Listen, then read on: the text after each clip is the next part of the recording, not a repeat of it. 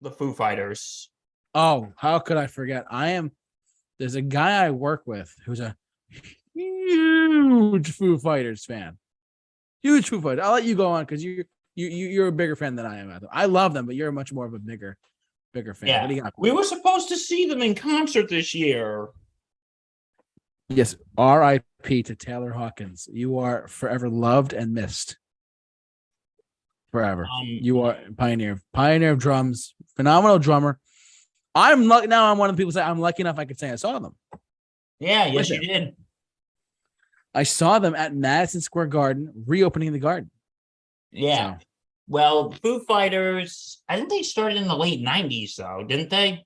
their first album was 1995, but it Ooh. didn't have any like big success with it. But they had a lot of success in 97, 99, and into 2002, truthfully. They had a lot. The late 90s, they were into the 2000s, they were doing incredibly well. Yeah, You know what I well, mean? yeah, they started in 19. They started out of the. They started out of the whatchamacallit, out of the ashes of Nirvana with Dave Grohl. And actually, they started in 1994. Correct. Oh, excuse me. I had 1 year off. My bad. Shame! I know. Sorry, everyone, for keeping track at home. But he yeah, and I think you told me this, that Nirvana, that he actually stood outside of a record store with a cassette tape that said Foo Fighters.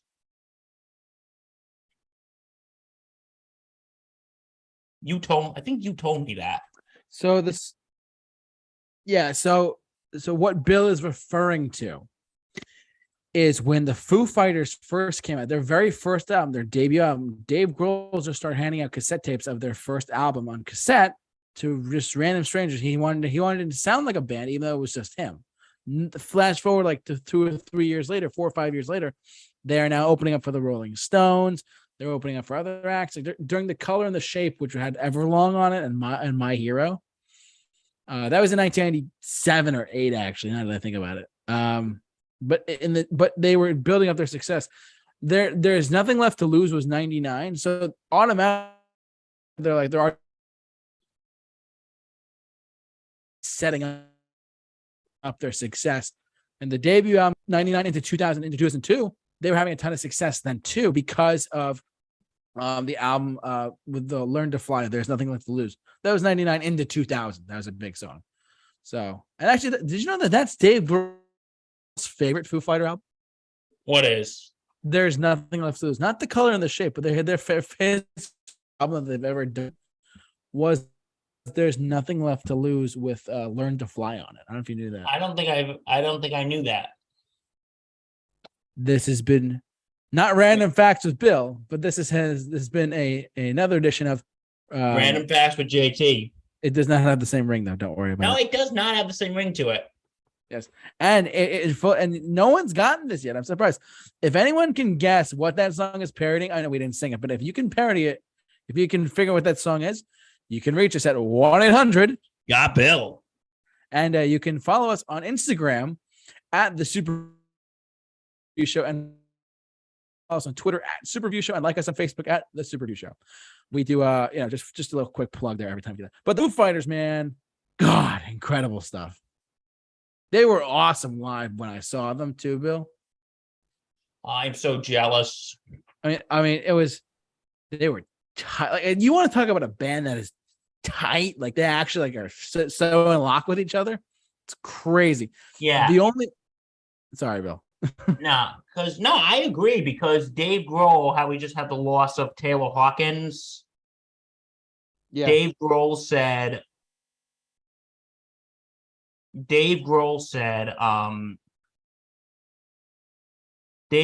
the first time I met Taylor Hawkins and I sat down and had a beer with him, I said, we were going to be best friends right then and there. I knew right then and there we were going to be best friends.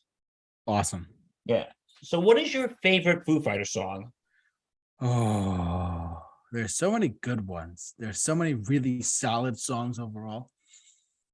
I have like a top three at like number one person. This is just me though. This is just me. Okay, let's hear it. All right, my top three Foo Fighters songs in probably no particular order. Now that I think about it,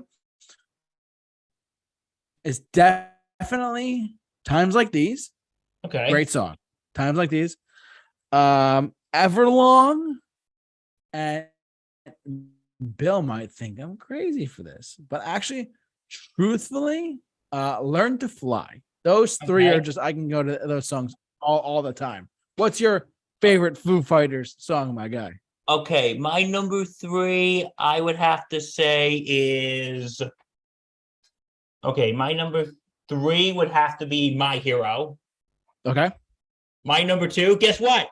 JT. We swiped right. Oh my God. We swiped right. Where am I taking you? You know, I'm kind of in the mood for pizza. Pizza sounds good. No, what's your number two? My number two is Everlong. So Nice. Okay. my number one, JT, you know what my number one is? What is it? That I'm no fool. Oh, Best of You. Oh man. Someone giving the best, the best, the best, the best of you. Oh, it's so good. You know what the joke I always make about that song though is? What? It sounds like a song that could be in a 2000s that could be in like a 2000s pre-MCU comic book movie in the trailer of it. It really could actually, if you think about it. Yeah. Yeah, and you know what? How we mentioned our number two was Everlong. I actually got an interesting story about that song. Dave Letterman, the former talk show host, in the early 2000s, he actually had and this just shows how awesome a guy Dave Grohl is. He had a bypass surgery. He had bypass surgery, and he was out for like several weeks from doing the Late Show. Yeah. And the song Everlong actually gave him comfort while he was recovering. Oh, wow. And when he had his first show back, his assistant said, so your first show back, is there anyone special you want for musical guests? He said, can we get the Foo Fighters? And he goes, I can see, but I think they're on tour. So they called them, and the assistant called Dave Letterman back, and he goes, well, the Foo Fighters are actually on tour in South America. And he goes, oh well. He goes, but they actually canceled their show, and they're going to come play tonight. That's awesome. Dave Grohl canceled his show in South America. They canceled their show in South America to fly to New York to play Crazy. Dave Letterman's show back. That's incredible. That just shows you how awesome Dave Grohl is. Yeah, and they actually came back and played it at David Letterman's last show. That's right. They came back and played that song because Dave Letterman said, this song means a lot to me. When I was laid up after my heart surgery, I listened to it constantly. And I told them when I came back, I asked the Foo Fighters if they could play, but they were in South America, but they flew back so they could play. So they ended his Late Show run with Everlong. And correct me if I'm wrong, I think that's the song they end their concerts with. Yes. So I only saw them once ever. I've only seen them once live. The guy I work with has seen them, I think, 10 times live, truthfully. Yeah. And he said that they close up no matter what, they end the show with Everlong, because it's such a anthemic song in general. Like, and it gets all these people like screaming and yelling and stuff. It's crazy. You know what? Because I wasn't at the show like JT was, but I saw the video. I like what Dave Grohl says at the end. He goes, this is the last one, but you know what? Pardon me, I don't fucking say goodbye because I know I'm going to see you again. And it's good to see you again. And since I don't say goodbye, I'll say this. Hello, I'm waiting here for you ever long. That was awesome. Tonight. And that was awesome when they did that. Forever. And yeah, because my buddy Steve was also at that show that night too. Oh, really? Yeah, I'm like, I hate you, and I hate JT right now. I hate both of you. He's like, what? No, he was there. He was actually supposed to go to the show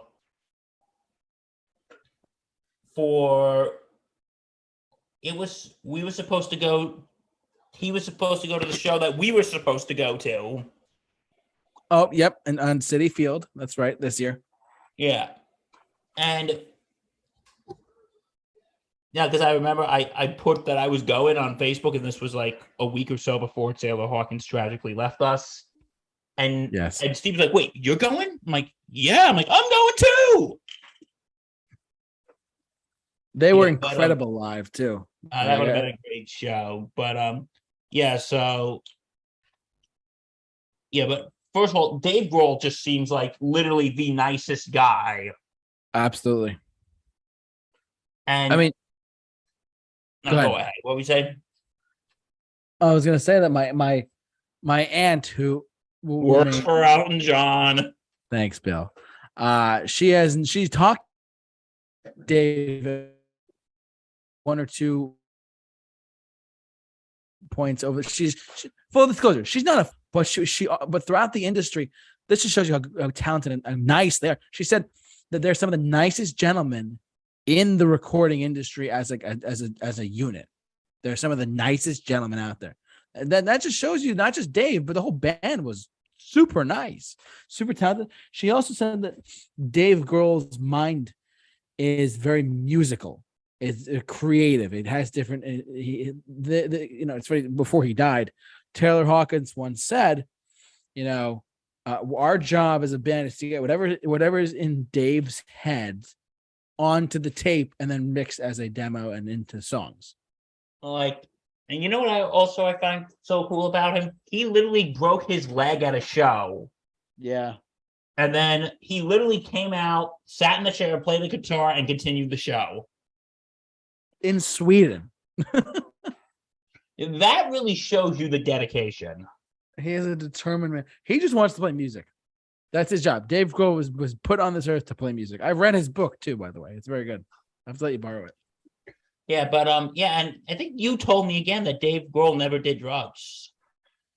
Yes, without getting super personal in Dave's life, Dave has never done drugs in his life. He's had alcohol, he's had beers and stuff, but he's never done any drugs in his life. That's from the industry. That's from my aunt. That's from everyone else. That's the truth. Dave Grohl has never done drugs, and from his mouth himself too. Yeah, and you know what? And I want to know now with the sad and untimely death of Taylor Hawkins, what's going to be the future of the band now? Are they going to continue? Are they going to disband? Or are they going to be on hiatus for a while? Because I think last night they had like a tribute concert to him. So Taylor Hawkins, they had like a tribute concert. They had one in Wembley Stadium in London. What was that? They had one in Wembley a couple weeks ago, and they had one in LA, Los Angeles. I believe it was yesterday or the day before. I haven't checked the set list on what they played, but they had a ton of drummers, ton of guests left and right. Because I think it was the one in London that Taylor Hawkins' son actually played drums with the Foo Fighters. That's correct. Yeah, they if you have Paramount Plus, everyone, it was on there on MTV Plus there, whatever. So. We get it, JT. You have Paramount Plus. Yes, sorry everyone. I have to just point that because it's a really good service. That's a whole other conversation for another time. But anyway, still. What was I saying? You're saying about the Foo Fighters and the tribute show, and how Yeah, like, are they gonna continue? do you think they're going to continue, or do you think maybe they're going to disband or go on hiatus, or? I think this is just me personally. My personal opinion is that they will continue, but filling that drum stool is going to be a big deal. I don't know who they're going to get. I have no inside information. This is just my speculation. That I believe that the Foo Fighters will continue on. And I don't think Dave Grohl's ready to hang it up yet, truthfully. They have too much of a world-renowned following to disband. They have too much. They're such a high right now in general. I think they will continue, but with someone else. I that's my personal guess. I honestly don't know though. I agree.